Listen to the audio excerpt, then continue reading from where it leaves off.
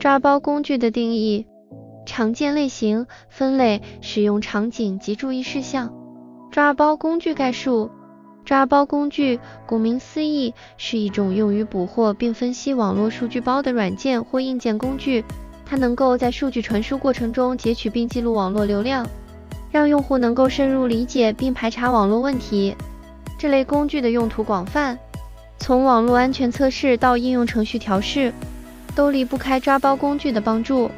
在众多的抓包工具中 ，Wireshark、Fiddler、Charles、Metaproxy、Tipdump 及 Recoble 等各具特色，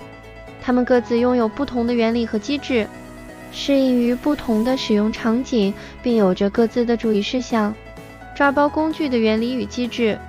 抓包工具的工作原理基于网络数据的捕获与解析，它们通常会在操作系统底层或者通过特定的网络接口捕获数据包，然后对这些数据包进行解码和分析，以提供用户可读的信息。比如 Wireshark 通过在其用户界面中展示详细的协议解析，帮助用户理解和分析底层网络问题。而工具如 Fiddler 和 Charles 则专注于 HTTP、HTTPS 协议的捕获，它们往往作为代理服务器工作，在客户端与服务器之间截取并显示数据包内容。Metaproxy 作为一个命令型驱动的代理，则提供了高度的可定制性和自动化脚本支持。